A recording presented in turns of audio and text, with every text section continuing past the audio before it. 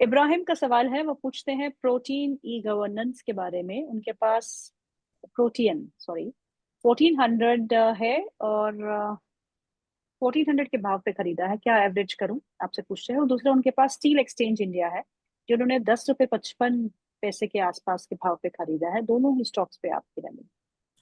जी, protein इसमें protein ही governance वाले stock में मेरे हिसाब से वेट करना चाहिए।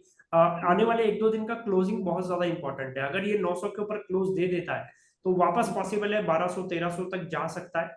तो फिलहाल वेट एंड वॉच जोन है। 900 के ऊपर अगर क्लोजिंग देता है तो डेफिनेटली एवरेज भी करना चाहिए, और फिर आने वाले दिनों में 1300 तक के टारगेट पॉसिबल है। तो इस लेवल के हिसाब से आपको ट्रेड प्लान करना चाहिए। एंड सेकेंड स्टॉक था steel. Steel exchange India.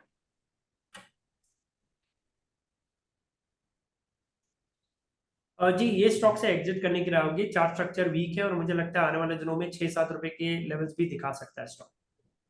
Okay. Rahul Singh का सवाल है, और ये सवाल है न्यूलैंड लैब्स पे। न्यूलैंड लैब्स है, उनका बाय प्राइस है 14,050 का। ट्रेडिंग व्यू रखते हैं 1 से 2 महीने का। आपसे टारगेट स्टॉप लॉस दोनों ही मांग रहे हैं। और जी, इसमें स्टॉप लॉस रखना चाहिए 13,200 रुपए का, 13,200 का।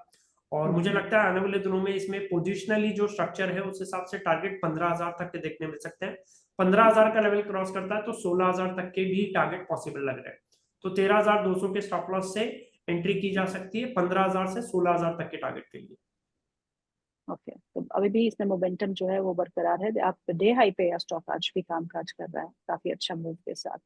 अगला सवाल है, वो है राजीव नयन, बैंगलोर से हमें लिखते हैं। पूछते हैं कि स्टार हेल्थ, वरुण बेवरेजेस और एस्ट्रल लिमिटेड, तीनों ही स्टॉक्स पे वो प्लान कर रहे हैं इन्वेस्टमेंट के लिए। तो आपसे पूछते हैं, क्या ये current price is the right time to really buy the stocks? Star health, Varun beverages and astral limited.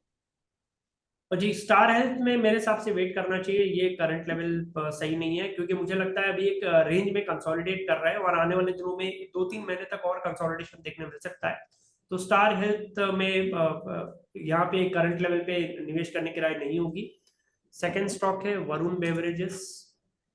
आज कुछ मोमेंटम वापस लौटा है वरुण बेवरेज। जी जी, वरुण बेवरेजेस में ब्रेकआउट देखने मिला है और 500 का लेवल भी क्रॉस कर दिया, जो कि पिछला रेजिस्टेंस था। मुझे लगता है इसमें आने वाले दिनों में अच्छा मोमेंटम देखने मिल सकता है, तो इसमें डेफिनेटली इन्वेस्ट कर सकते हैं। एंड लास्ट स्टॉक था एस्ट्रल।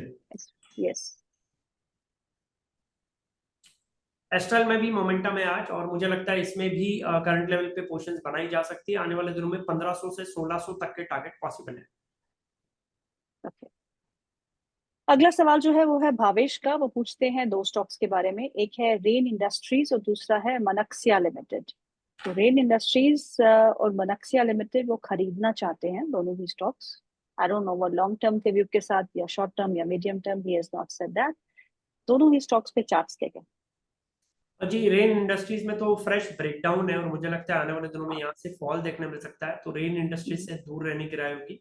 सेकेंड स्टॉक था मनक्सिया इंडस्ट्रीज। मनक्सिया लिमिटेड करके एक स्टॉक है, 72 आई थिंक जी चल रहा है, यही जी, होगा। द सेम, और यस। इसमें भी मेरे हिसाब से वेट करना चाहिए। 76 के ऊपर अगर क्लोजिंग आता है तो फिर इसमें ब्रेकआउट एक्टिवेट होता है और फिर अपसाइड मोमेंटम देखने मिल सकता है। तो करंट लेवल पे बाय करने की राय नहीं होगी, बट 76 के लेवल पे ध्यान देना चाहिए। 76 का लेवल क्रॉस होता है तो फिर अपसाइड मोमेंटम देखने मिल सकता है। नारायण मालपानी जी का सवाल है। वो पूछते हैं स्टील एक्सचेंज के बारे में। हम स्टील एक्सचेंज के बारे में बात कर चुके हैं नारायण जी, और उनका एग्जिट की राय दी है। तो just please consult your financial advisor before taking a call, because आपकी क्वांटिटी ह्यूज है। 20,000 शेयर्स अपने लिए है 11 रुपये 25 पैसे में। वो स्टॉक अभी 10 रुपए के आसपास काम काज कर रहा है। So you have to wait and watch, and you just please consult your financial advisor for the same. अगला सवाल ले लेते हैं, और राजेंद्र जी का सवाल है। पूछते हैं हिंदुस्तान फूड्स के बारे में। हिंदुस्तान फूड उन्होंने खरीदारी की है एट 551 रुपीज पर शेयर। तो क्या करें? जी, इसमें एक स्ट्रिक्ट स्टॉप लॉस पहले मेंटेन करना चाहिए 525 का। 525 का एक स्ट्रिक्ट स्टॉप लॉस होना चाहिए। और मुझे लगता है आने वाले दिनों में वापस ये स्टॉक 560 570 तक जा सकता है। तो 500 बहुत बड़ा टारगेट एक्सपेक्ट मत करना। 570 580 एक रेजिस्टेंस जोन है, तो वहां तक ही मुझे लगता है। तो 525 के स्टॉप लॉस से होल्ड करना चाहिए। ओके। अमित का सवाल है, पूछते हैं मदरसन सुमी वायरिंग इंडिया के बारे में। ये कैसी कंपनी है खरीदारी के लिए? मदरसन सुमी वायरिंग।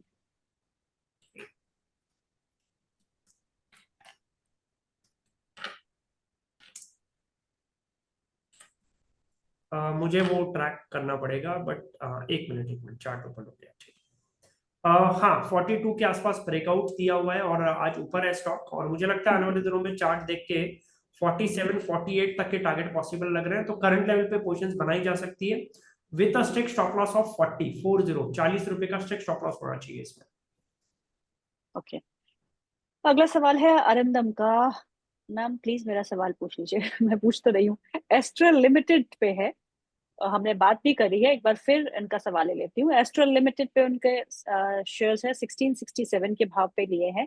एवरेज करना चाहता हूँ, किन लेवल्स पे एवरेज करूँ? मैं एक लॉन्ग टर्म इन्वेस्टर हूँ, 12 साल तक निवेशित रह सकता हूँ। डेफिनेटली करंट लेवल पे एवरेज की जा सकती है, क्योंकि प्रॉपर डेली चार्ट पे अगर आप देखें तो डबल बॉटम पैटर्न बना हुआ है, डब्ल्यू पैटर्न बना रहा है और यहाँ से ही रिवर्सल दिखा रहा है, तो मुझे लगता है करंट लेवल पे एवरेजिंग की जा सकती है और आने वाले दिनों में वापस ये 1600 1700 तक के लेवल्स दिखा सकता है। अच्छा, अली का सवाल है, पूछते हैं क्या मैं एरीज एग्रो खरीद सकता हूँ? क्या मैं इन लेवल्स के आसपास खरीदारी कर सकता हूँ? जी मेरे हिसाब से पैटर्न वाइज जो राउंडिंग बॉटम पैटर्न बना था उसका ब्रेकआउट नहीं दिया ये स्टॉक ने, ब्रेकआउट फेल हुआ ये स्टॉक में, तो मेरे हिसाब से वेट करना चाहिए। 400 के ऊपर क्लोजिंग अगर होता है 2 दिन लगातार, तो ही इसमें बाइंग एक्टिवेट हो सकता है और जो पैटर्न बना है वो एक्टिवेट हो सकता है। तो अभी फिलहाल करंट लेवल पे दूर रहना चाहिए, पर 400 के लेवल पे जरूर ध्यान दें। अगला सवाल है परविंदर सिंह जी का। वो solve, I don't know how to pronounce it, solves, KSOLVES उनके पास है, एट 534 पे खरीदा है, पर अब ये 304 आ चुका है, आज करीबन 1.5% ऊपर है। What to do? I think it's a must be an IPO। Stock का सिंबल क्या बताया आपने? KSOLVES। ओके। स्टॉक कहीं ना कहीं स्ट्रॉन्ग डाउन ट्रेंड में है, अगर आप देखिए चार्ट तो ऑलमोस्ट 700 800 के लेवल से ये लगातार गिर ही रहा है और मेरे हिसाब से अभी भी इसमें जो पैटर्न वाइज है कोई स्ट्रेंथ नहीं है स्टॉक में, तो करंट लेवल पे एग्जिट करने की राय होगी। आने वाले दिनों में पॉसिबल है ये 250 200 तक के लेवल्स भी दिखा सकता है। And he has bought at a top. ये स्टॉक ने पिछले 5 साल में, पिछले एक नहीं 5 साल में 2955% का रिटर्न दिया है। पिछले 5 साल में। एंड जो इसका हाई लगा है वो 584 या 5600 के आसपास का, तो इन्होंने उसी लेवल के आसपास खरीदा है। तो it means that he has to wait, it's a long wait for him for his yes stock price to recover. Yes. But but look at the returns it has given, 2000% से ज्यादा का return 5 साल में stock में है, और जो major returns आए हैं वो पिछले 1-1.5 साल में ही आए हैं। So that is to be seen. Yes, 23-24 में ही आए।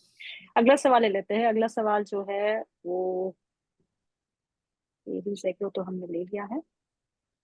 इब्राहिम का सवाल है, वो पूछते हैं ई पैक ड्यूरेबल्स के बारे में। उनके पास ई पैक ड्यूरेबल्स के शेयर है जो उन्होंने 440 के भाव पे खरीदे हैं। आपसे पूछते हैं कि क्या करना चाहिए। और जी स्टॉक कंसोलिडेट कर रहा है, ऐसा मतलब बहुत बेरिश पैटर्न भी नहीं है और बहुत बुलिश पैटर्न भी नहीं है, बट मुझे लगता है ये आने वाले दिनों में ब्रेकआउट दे सकता है क्योंकि पोटेंशियल इसका काफी अच्छा है और पैटर्न भी एक स्क्वीज पैटर्न बना हुआ है। 400 के ऊपर अगर ब्रेकआउट देता है तो आने वाले दिनों में इसमें 500 550 तक के लेवल्स भी देखने मिल सकते हैं, तो बने रहने की राय होगी और 370 का 370 का स्ट्रिक्ट स्टॉप लॉस फॉलो करें।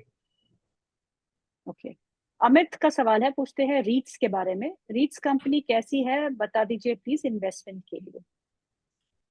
और जी कंपनी अच्छा है और चार्ट स्ट्रक्चर भी कंसोलिडेट कर रहा है, बट मुझे लगता है आने वाले दिनों में अच्छा मोमेंटम इसमें भी देखने मिल सकता है क्योंकि ओवरऑल मार्केट कहीं ना कहीं अभी काफी सारे सेक्टर में ना रिवर्सल रोटेशन पैटर्न्स देखने मिल रहे हैं, करेक्ट। मुझे लगता है ये स्टॉक्स भी आने वाले दिनों में परफॉर्म कर सकता है। ओके, दिनेश पालीवाल का सवाल है, पूछते हैं विष्णु केमिकल के बारे में।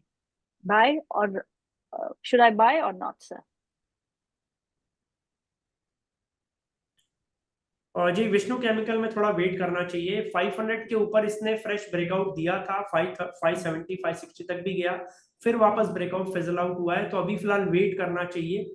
520 का लेवल पे ध्यान देना चाहिए। 520 के ऊपर अगर जाता है तो वापस इसमें मोमेंटम आ सकता है। ओके, अगला सवाल जो है वो है रिलायंस इंडस्ट्रीज पे। पूछते हैं कि रिलायंस इंडस्ट्रीज पे आपका क्या व्यू बन रहा है। एक अच्छा मोमेंटम हम स्टॉक में देख चुके हैं। कल अगर बाजार को संभाला था किसी ने तो रिलायंस नहीं संभाला था। 2.25 2.5% का तक लगभग का उछाल हमने देखा। आज बड़ा ही एक रेंज बाउंड मोमेंटम है। आज सुबह लाल निशान में था, उसके बाद हरे निशान में भी आ गया। तो आप इन्हें गाइड करें। ये रिलायंस ने कल मार्केट को संभाला था, और ये मुझे लगता है आने वाले दिनों में जो रैली पॉसिबल है वो भी रिलायंस के कारण ही पॉसिबल है। डेली चार्ट पे भी काफी अच्छा राउंडिंग बॉटम फॉर्मेशन बन रहा है, और जिस तरीके का पैटर्न बना है मुझे लगता है आने वाले दिनों में ये 1560 1600 तक के लेवल्स दिखा सकता है। तो करंट लेवल पे बने रहने की राय होगी। अनिल कुमार जी का सवाल है और ये सवाल है बेल राइज पे। बेल राइज में काफी अच्छा मोमेंटम हमने देखा। द स्टॉक है इज समवेयर अराउंड 145 150। इसमें क्या करंट लेवल्स पे बाय कर सकते हैं, ये आपसे पूछते हैं। और जी मेरे हिसाब से करंट लेवल पे नहीं करना चाहिए। इसमें थोड़ा सा जो मोमेंटम था वो स्ट्रेच हुआ है, और आने वाले दिनों में ये वापस 130 125 तक के लेवल्स दिखा सकता है। आईपीओ स्टॉक है, थोड़ा इसमें ब्रेकआउट काफी अच्छा देखने मिला था, बट स्ट्रेच मूव देखने मिला है टेक्निकल वाइज बात करें तो आने वाले दिनों में 10-15 रुपए का फॉल हमें देखने मिल सकता है। 125 130 के आसपास काफी अच्छा लेवल रहेगा। ओके, राजेंद्र रॉयल जी का सवाल है। वो पूछते हैं आदित्य विजन के बारे में। आदित्य विजन के उनके पास शेयर है एट 395। मुझे अब क्या करना चाहिए।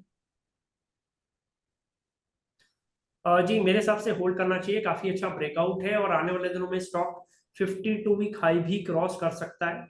एंड हम्म, आज 500 के आसपास प्राइस चल रहा है, और हम्म, इसमें अच्छा ब्रेकआउट है। डेली एंड वीकली चार्ट दोनों चार्ट काफी स्ट्रांग लग रहा है। हम्म। एक और सवाल है, नाम नहीं लिखा उन्होंने। ये सवाल है आदित्य बिरला एएमसी पे। उनके पास आदित्य बिरला एएमसी के शेयर है जो उन्होंने 885 के भाव पे 885 के भाव पे लिया है। शॉर्ट टर्म मीडियम टर्म का व्यू रखते हैं। स्टॉप लॉस और टारगेट आपसे मांग। और जी इसमें स्टॉप लॉस रखना चाहिए 860 का।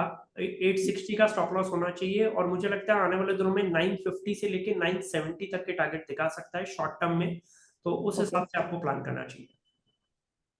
ओके। अगला सवाल जो है उनमें नाम नहीं दिया। आईटीसी होटल के बारे में पूछ रहे हैं। आईटीसी होटल्स कैसा लगता है आपको सर। जी आईटीसी होटल का daily chart and weekly chart काफी स्ट्रांग है, स्ट्रांग अप ट्रेंड में है, और मुझे लगता है ये मोमेंटम कंटिन्यू हो सकता है। स्टॉक में पूरा पोटेंशियल है, 400 तक के लेवल्स भी दिखा सकता है। तो डेफिनेटली काफी अच्छा पिक रहेगा। हम्म। तो आपको न्यू एज कंपनी में से कौन पसंद है मनीष।